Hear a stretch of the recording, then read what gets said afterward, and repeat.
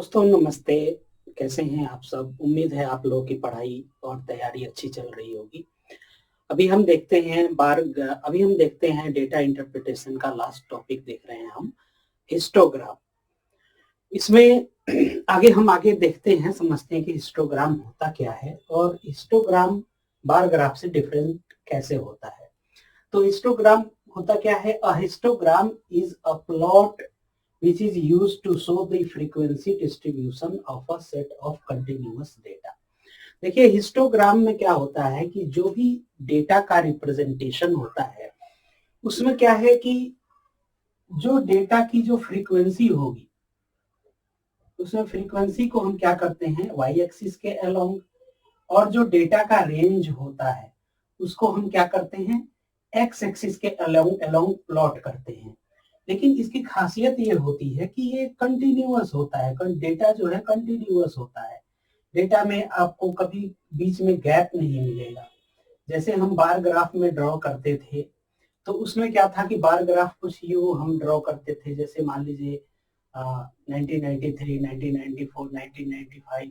तो इसमें कुछ इसका कुछ ये, इसका कुछ ये, इसका कुछ ये, यहाँ पे हाइट से यहाँ पर क्या था, बीच में कंटिन्यूअस नहीं होता था। लेकिन ये क्या होता है, continuous data set of data को ये रिप्रेजेंट करता है। लेकिन बार ग्राफ में ये यहाँ पर कुछ ऐसा होता है। तो ये सबसे बड़ा इसका डिफरेंस होता है। Unlike bar graph there is no gap between the bars. जैसा कि मैंने बताया, कोई गैप नहीं होता है।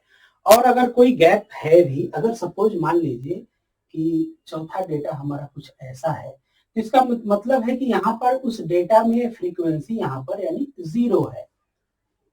एब्सेंट बार रिफ्लेक्ट्स जीरो फ्रीक्वेंसी। और फिर क्या कहता है, histogram represents a continuous data set, continuous range of data set को ये रिप्रेजेंट करता है। और इसमें फ्रीक्वेंसी जो होती है, इसमें हाइट भी मायने रखता है। हाइट आप इसमें क्या है कि हाइट को हम जैसे बार ग्राफ है तो हमारा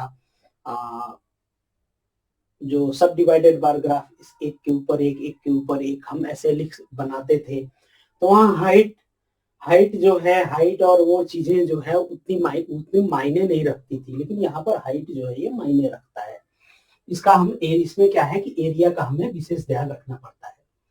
फिर उसके बाद लास्ट पॉइंट है, in histogram area of bar graph indicates the frequency of occurrence of each range. प्रत्येक रेंज का जो एरिया होता है ये फ्रीक्वेंसी और उसके रेंज को दर्शाता है। ये जो एरिया है वो इसके फ्रीक्वेंसी और इसके रेंज को दर्शाता है। जबकि बार ग्राफ में ऐसा कुछ नहीं होता है। ये हमारा क्या है, बार ग्राफ और हिस्टोग्राम के बीच का डिफरेंस है। बाकी जो चीजें हैं, जैसे हम क्वेश्चन करेंगे वैसे वो सारी चीजें आपको क्लियर हो जाएंगी। तो आइए हम आगे एक एग्जाम्पल करते हैं। एक एग्जाम्पल से हम देखते हैं कि हिस्टोग्राम को हम प्लॉट कैसे करते हैं। आगे प्लॉट करना समझ जाएं तो फिर उसके बाद हम क्वेश्चंस को करेंगे। दोस्तों आइए देखिए, हमारे सामने कुछ डेटा है जिसकी मदद से हम हिस्टोग्राम जो है ये ड्रॉ करेंगे। देखिए यहाँ कैसे है। तो किसी स्कूल में, किसी क्लास में जो स्टूडेंट्स हैं और उन्होंने जो मार्क्स ऑब्टेंड किए हैं वो उनके स्कोर दिए गए हैं, 21, 24, 25, 32, 35, 36, 38 ऐसे करके 92 तक। तो हिस्टोग्राम, इससे क्या है कि हमें एक हिस्टोग्राम ड्रॉ करना है।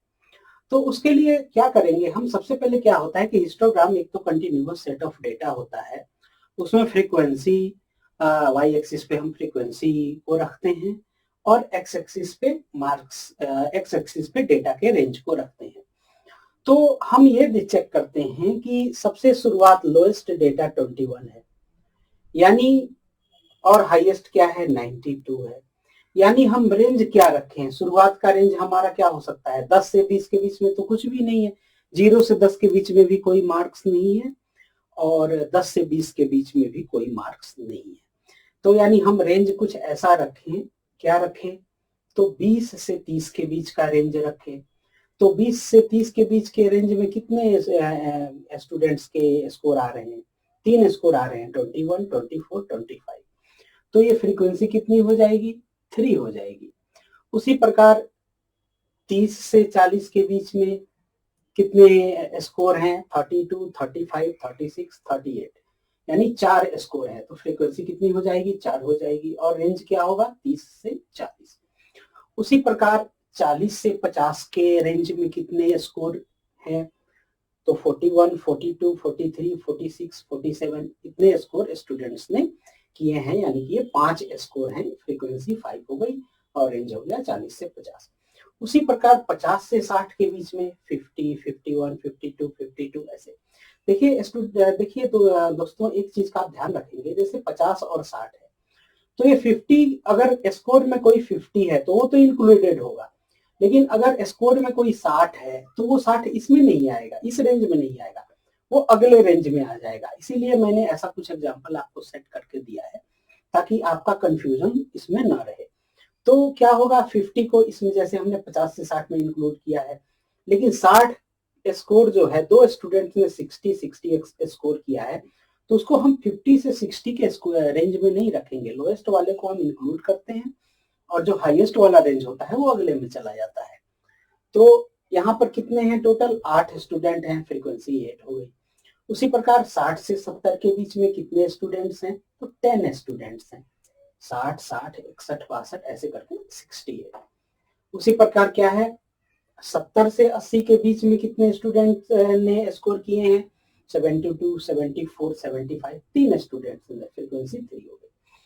अब आता है 80 से 90। 80 से 90 के बीच में किसी भी स्टूडेंट ने स्कोर नहीं किया है, तो वहां पर हमारा ब्लैंक है। तो जब ब्लैंक है तो वो फ्रीक्वेंसी वहां पर तब क्या होगी? तब 0 होगी। इसीलिए उसमें हमने आपको बताया था कि ये कंटिन्यूअस सेट ऑफ डेटा होता है, और अगर जहां पर भी डेटा नहीं शो हो रहा है, इसका मतलब है वहां पर फ्रीक्वेंसी 0 है। उसके बाद 90 से 100 के बीच में कितने स्टूडेंट्स ने स्कोर किए हैं? तो एक स्टूडेंट है जिसने 92 स्कोर किया है, तो उस फ्रीक्वेंसी हो जाएगी, उस रेंज की 1 हो जाएगी। तो अगर हमको हिस्टोग्राम प्लॉट करना है तो इसमें हमने क्या किया, वाई एक्सिस पे हमने फ्रीक्वेंसी को ड्रॉ किया। हमारी मैक्सिमम फ्रीक्वेंसी कितनी है? 10 है। और हमारा रेंज कहां से शुरू होता है? हमारा रेंज शुरू होता है 20 से 30, 20 से शुरू होता है और 100 तक खत्म होता है। तो हमने जो मार्क्स के जो रेंज है इसको हमने क्या किया, एक्स एक्सिस पे प्लॉट किया, और वाई एक्सिस पे हमने क्या प्लॉट किया, फ्रीक्वेंसी को प्लॉट किया। तो 10 से 20 के बीच, 0 से 10 के बीच में कोई स्कोर नहीं है, 10 से 20 के बीच में कोई स्कोर नहीं है, 20 से 30 के बीच में कितनी फ्रीक्वेंसी है? 3 है। तो ये क्या होगा हमारा, 20 से 30 के बीच का क्या होगा? 3 होगा, यानी कि ये हमारा डेटा ऐसे आगे बढ़ता बढ़ता जाएगा, ये 3 पे आके रुक जाएगा, और ये क्या होगा, 20 से 30। ये हमारा 20 से 30 होगा, ये 20 से 30 होगा, और ये इसकी वैल्यू क्या होगी, यहाँ 3 होगी। उसी प्रकार 30 से 40 के रेंज में क्या होगा? तो 30 से 40 के रेंज में 4 है फ्रीक्वेंसी। फ्रीक्वेंसी क्या है हमारी? 4 है। ये है 30 से 40 का रेंज।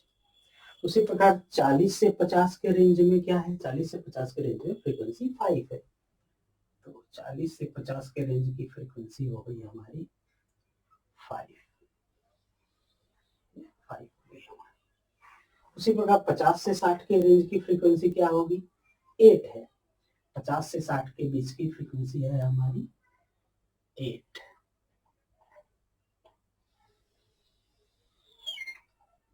हो गई 8, और ये कितनी थी? 4 थी, ये थी 5, और ये 8।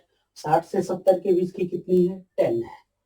तो 60 से 70 के बीच की ये हाईएस्ट है, 10। ये हो गई 60 से हमारे 70 के रेंज में। उसी प्रकार 70 से 80 के रेंज में 3 है, 3 है। तो ये हो गई हमारी 70 से 80 की रेंज, ये हो गई 3। ये हो गई 10, और 80 से 90 के रेंज में 0 है, तो यहाँ पर कुछ भी नहीं होगा, ये ऐसा ही रह जाएगा। और 90 से 100 के बीच में 1 है, तो यानी ये से हमारी 1 होगा। तो ये हमारा हिस्टोग्राम ड्रॉ होके आया। यहाँ देख रहे हैं ये कंटिन्यूअस है और यहाँ गैप है, तो यानी यहाँ पे फ्रीक्वेंसी 0 है। तो ये इस प्रकार कुछ हम हिस्टोग्राम को ड्रॉ करते हैं। डेटा का यूज करके डेटा जो हमें मिलता है उसको हम रेंज और फ्रीक्वेंसी में, अगर रेंज में नहीं कन्वर्टेड है तो रेंज में कन्वर्ट कर लेंगे, और जो फ्रीक्वेंसी है वो काउंट कर लेंगे, और फ्रीक्वेंसी वर्सेस रेंज के रूप में हम इसको डेटा को प्लॉट करते हैं।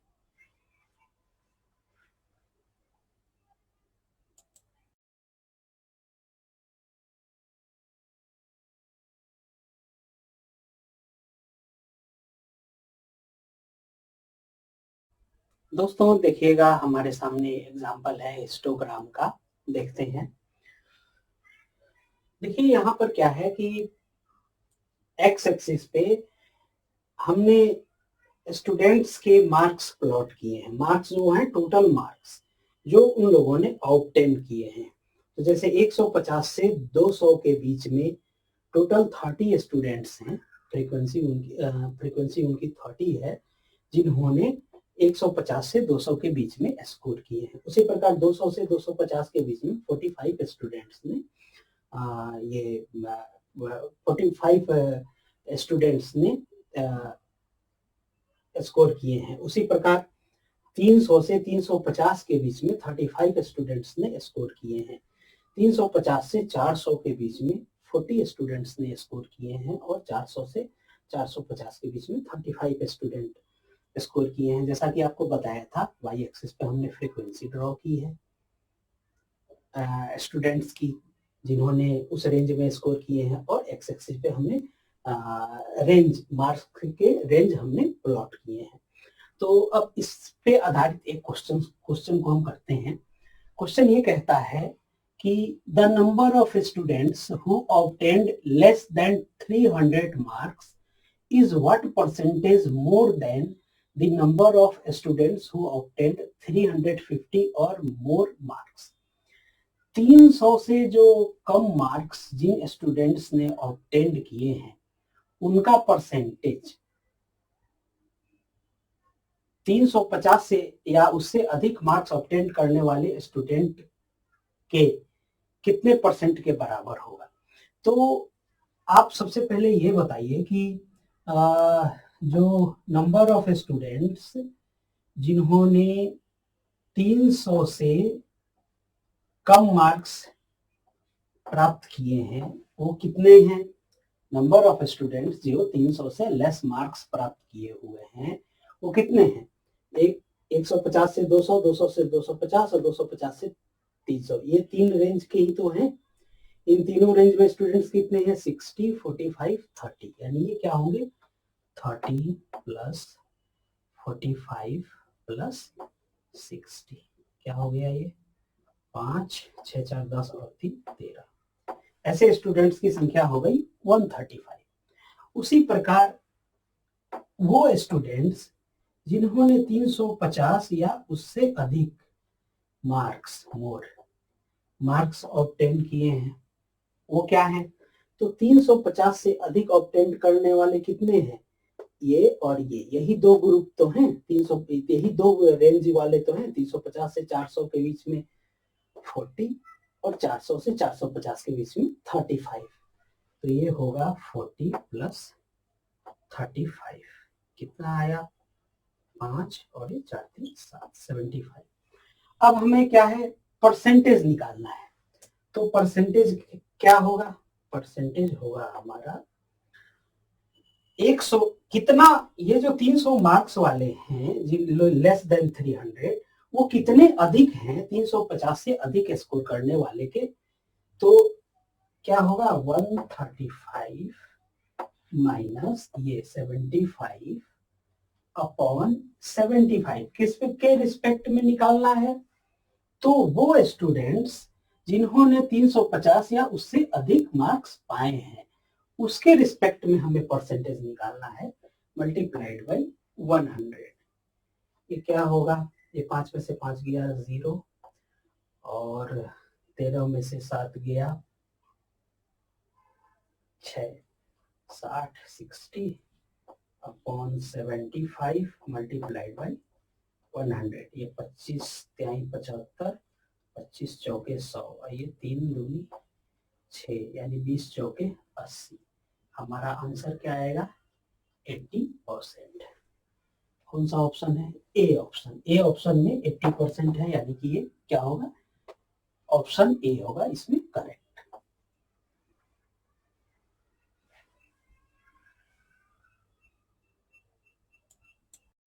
दोस्तों आइएगा अगला एग्जांपल हम देखते हैं। यहाँ पर क्या है कि एक हमें हिस्टोग्राम दिया हुआ है जहां पर 50 प्लेयर्स का जो स्कोर है वो रेंज दिया हुआ है 10.5 से 20.5 के बीच में। उनकी स्कोर करने की जो फ्रीक्वेंसी है वो 6 है। 20.5 से 30.5 के बीच में जो स्कोर किया है प्लेयर्स ने उनकी फ्रीक्वेंसी 10 है।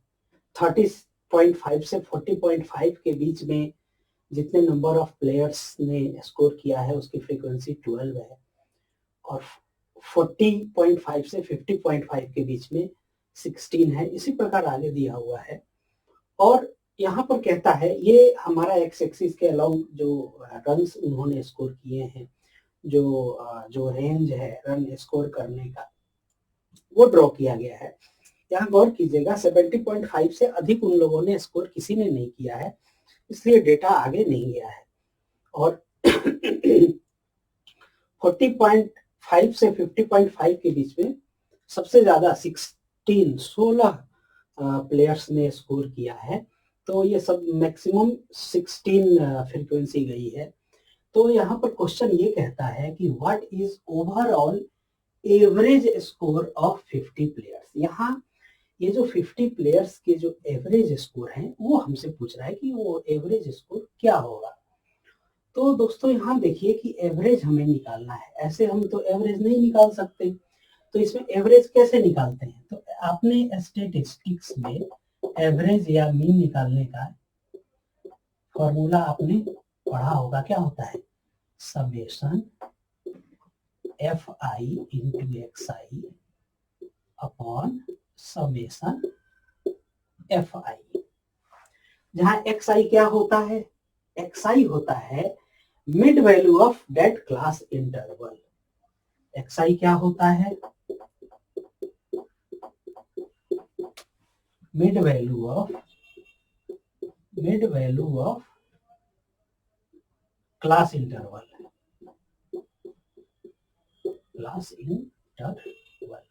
जैसे 10.5 और 20.5 के बीच का मिड वैल्यू क्या होगा, ये क्लास इंटरवल हुआ 20.5 प्लस 10.5 डिवाइडेड बाई 2। इसी प्रकार हर उसका क्या होगा, मिड वैल्यू अलग अलग होगी, हर क्लास इंटरवल की मिड वैल्यू अलग अलग होगी। और एफ आई क्या होता है, ये होता है frequency of that class interval, frequency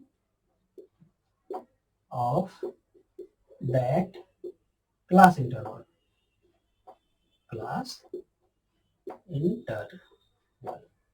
अब हम इसके जरिए ये हम फाइंड आउट करेंगे। तो आइए देखते हैं कैसे करते हैं हम। तो इसको हम मिटा दें, आपको ओवरऑल एक आइडिया आ गया, इसको हम मिटा देते हैं। अब हमें क्या है कि एवरेज फाइंड आउट करना है, तो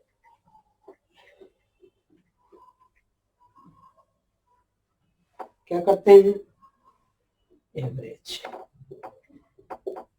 समेशन एफ इंटू आई, फ्रीक्वेंसी एफ इंटू एक्स आई। तो सबसे पहला क्लास इंटरवल देखते हैं, तो इसका फ्रीक्वेंसी क्या है, 6 है, तो 6 इंटू ये क्या होगा, मिड वैल्यू क्या होगी, मिड वैल्यू होगी 10.5 प्लस 20.5 डिवाइडेड बाई 2, यही तो होगी। यानी ये क्या हो जाएगा 30 और ये 0.5 31 डिवाइडेड बाई 2। तो 31 डिवाइडेड बाई 2 हम इतना ना लिख करके क्या लिख दे 15.5। ये हमने आपको बस समझाने के लिए किया था। तो 10.5 और 20.5 के बीच का ये क्या हो जाएगा mid value 10.5 plus 20.5 divided by 2 उसकी वैल्यू क्या आ जाएगी 15.5 plus next F I next F into F I into X I निकालना है। तो 20.5 और 30.5 इसका फ्रीक्वेंसी क्या है 10 है। तो 10 इंटू एक्स आई क्या होगा मिड वैल्यू तो 20.5 प्लस 30.5 कितना हो जाएगा 51 डिवाइडेड बाई 2 कितना होगा 25.5 ये होगा 25.5 फिर प्लस अगला इंटरवल 30.5 प्लस 40.5 कितना हो जाएगा 71 डिवाइडेड बाई 2 क्या हुआ 35.5। तो इसे आपको एक चीज पता चल रहा है 30 है तो उसमें 5 जोड़ दीजिए वो वही चीज होगा। और इसकी फ्रीक्वेंसी क्या है इसकी फ्रीक्वेंसी है 12 इंटू ये क्या है 35.5। उसी प्रकार अगला 40.5 से ये क्या है 50.5 तो ये क्या हो जाएगा 45.5 और फ्रीक्वेंसी 16 यानी 16 इंटू 45.5 प्लस अगला क्या होगा 50.5 प्लस 60.5 यानी ये 55.5 और फ्रीक्वेंसी 4 है यानी 4 इंटू 55.5। फिर उसके बाद क्या होगा ये 50.5 और 60.5 और 70.5 इसकी फ्रीक्वेंसी क्या है इसकी फ्रीक्वेंसी है 2 और ये कितना हो जाएगा 65.5 ये हो जाएगा। और चूंकि ये एवरेज है तो summation F I upon summation F I का मतलब क्या हुआ सारे फ्रीक्वेंसीज का सम। पहली फ्रीक्वेंसी 6 दूसरी फ्रीक्वेंसी 10 तीसरी फ्रीक्वेंसी कितनी 12 चौथी कितनी 16 पांचवी कितनी 4 और छठी कितनी 2। ठीक है अब इसको सॉल्व कीजिए सॉल्यूशन थोड़ा लेंदी होगा। अब ये मल्टीप्लाई कीजिए 6 और 15.5 ये हो जाएगा 6 5 30 के 0 और ये कैरी हुआ 3 6 5 30 और 3 33 के 3 कैरी आया 3 6 और 3 9 93 प्लस ये हो जाएगा 255 10 से मल्टीप्लीकेशन फिर ये 12 मल्टीप्लाइड बाई 35.5 अभी मल्टीप्लीकेशन करना पड़ेगा। तो 35.5 में हमने क्या किया 12 5 दूनी 10 1 और एक 5 दूनी 10 1 11 1 3 दूनी 6 1 7 और ये क्या होगा 5 5 3 5 5 3 यानी 0 5 1 6 7 5 12 के 2 और ये 3 1 4 यानी ये आएगा 426 426। उसी प्रकार अगला 16 को मल्टीप्लाई करना है 45.5 से 16 को 6 5 30 कैरी आया 3 6 5 30 और 3 33 कैरी आया 3 6 चौके 24 और 3 27 क्या हो गया 5 5 4 0 5 और 3 8 7 और 5 12 2 कैरी आया 1 4 6 1 ये आया 728 ये आ रहा है 728 प्लस 728। अब ये क्या है 55.5 ये प्लस 4 से मल्टीप्लाई कीजिए तो 5 के 20 कैरी आया 2 5 को 20 और 2 22 के 2 कैरी आया 2 5 को 20 और 2 22 222।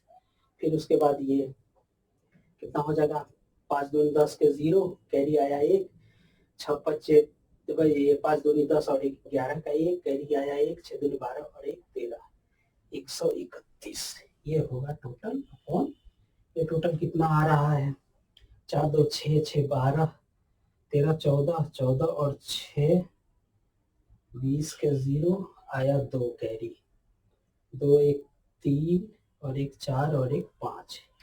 ये तो सॉरी ये 50 तो आएगा ही आएगा, हमें तो ऐड करने की जरूरत नहीं है क्योंकि टोटल प्लेयर्स का स्कोर 50 है।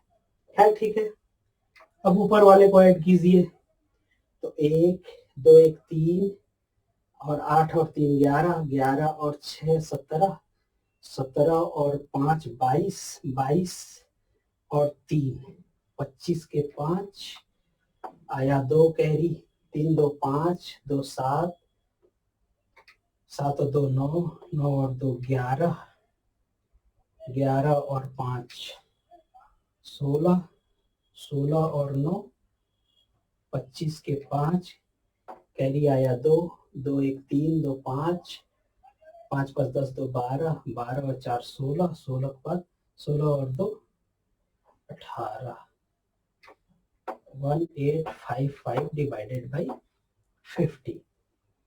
तो 5 से